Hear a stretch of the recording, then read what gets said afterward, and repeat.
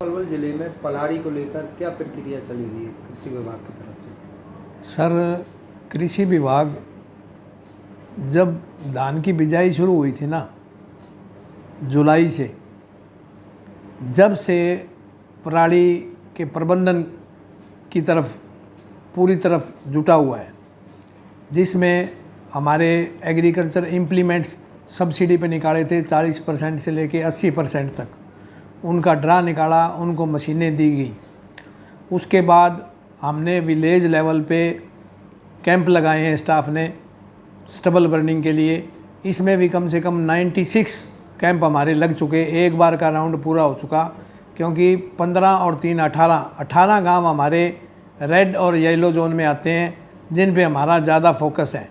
बाकी जो green zone में हैं उन पे भी हम हर एक किसान तक पहुंचने की कोशिश करेंगे, ताकि ज़्यादा से ज़्यादा किसानों को फसल अवशेष प्रबंधन के बारे में जागरूक किया जा सके। इसी तरह हमने स्कूलों में भी स्कूली बच्चे हैं जो 10वीं 11वीं और 12वीं के और कॉलेज के जो स्टूडेंट हैं, उनको भी हमने इस मुहिम में साथ जोड़ा है, ताकि वो अपने पेरेंट्स को कन्विंस कर सकें कि इस बार हमने पराली में आग नहीं लगानी। इसी तरह हमारे ज़िला पलवल में प्रगतिशील किसान क्लब है, उनके मेंबरों को भी हमने साथ जोड़ा है, क्योंकि एक एक दो वो किसान हर एक गांव से ताल्लुक़ रखते हैं, तो उनका भी गांव में अच्छा रसूख है और किसान भाई उनकी बातों को मानते हैं। इस बात को ध्यान में रखते हुए हमने उनको भी अपने साथ जोड़ा है। और इसी कड़ी में हमने जितने भी सेल्फ हेल्प ग्रुप हैं, NGO हैं डिस्ट्रिक्ट पलवल में, और जो आड़ती एसोसिएशन है और सीड पेस्टिसाइड फर्टिलाइज़र की एसोसिएशन है, उनको भी हमने एक मुहिम चलाई थी मंडी में और बाज़ार में, ताकि ज़्यादा से ज़्यादा किसान भाई इनके पास खाद बीज दवाई लेने आते हैं और अपनी फसल बेचने के लिए मंडी में आएंगे, तो ज़्यादा से ज़्यादा किसानों तक ये मैसेज कन्वे किया जा सके कि इस बार हमने पराली में आग नहीं लगानी।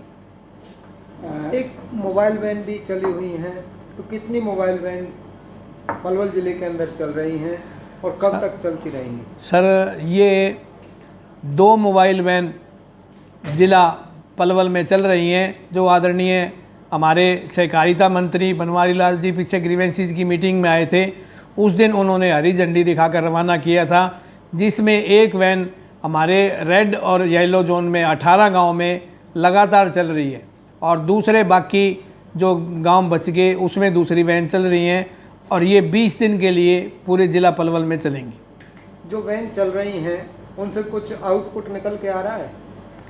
सर, जो वैन हमने चलाई है ये थोड़ी सी अलग तरह की वैन है। इसमें हमने लाइव डेमो करके दिखा रखा है, वीडियो डाल रखी है, ताकि ज़्यादा से ज़्यादा लोग प्रैक्टिकली इसको देख सकें कि हमने पराली का प्रबंधन कैसे करना है। और ज़िला प्रशासन का, हमारा और जो भी हम काम कर रहे हैं उनका मैसेज भी हमने उसमें डाल रखा है, कि ताकि ज़्यादा से ज़्यादा किसान इसके बारे में जागरूक हो सके। और इन गाँव में हमें काफ़ी अच्छा रिस्पॉन्स भी मिल रहा है।